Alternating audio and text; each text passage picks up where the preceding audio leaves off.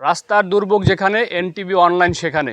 NTV অনলাইনের এই আয়োজনে আমরা আজকে এসেছি ঝালকাঠির কেওড়া ইউনিয়নের সংগ্রাম নীল পুলিশ বক্স থেকে সারেঙ্গাল বাজার পর্যন্ত একটি সড়কে, যে সড়কে খানাখন্দ হয়ে এখন চলাচলের একেবারে অনুপযোগী।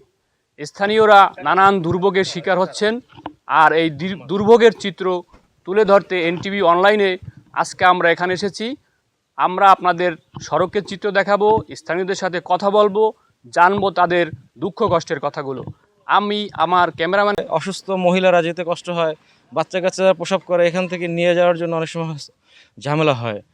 এগুলো থেকে গভর্নমেন্টের আসলে অনেক আগে আগানো উচিত ছিল, কিন্তু দুঃখজনক ঘটনা হলো আমাদের এখানে আসলে কেউ উন্নয়নের জন্য কেউ কখনো এই প্রচেষ্টা নেয় নাই।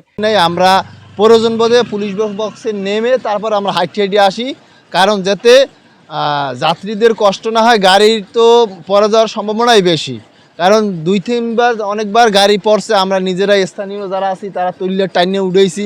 অনেকের হাত ভাঙছে, অনেকের অসুস্থতা হয়ে গেছে, হাত ভাঙছে, পা ভাঙছে, চক্ষু একজন আর হারাই গেছে। কিছুদিন আগে এই স্কুলের এই সামনেই পড়ছে, তখন কিন্তু গাড়ি ব্যালেন্স টাফ হয়ে যায়।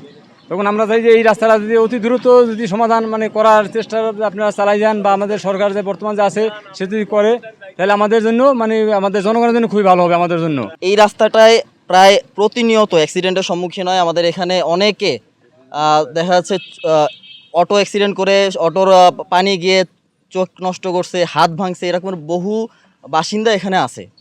এবং এই রাস্তা নিয়ে এর আগেও মানববন্ধন করা হয়েছে স্থানীয় সরকার বিভাগের কাছে। বারবার আমরা গিয়ে তদবির করেছি, আমরা সেখানে আবেদন করেছি, তার কোনো ফল এখন পর্যন্ত আমরা পাইনি।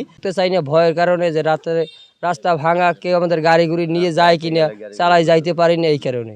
তাই যে আমাদের যাত্রীদের অনেক কষ্ট হয়। আমাদের যাত্রী আমাদের বললেও আমরা যাই না সহসায়, এই রাস্তা ভাঙার কারণে আমাদের গাড়িগুড়ি নষ্ট হয়ে যায়।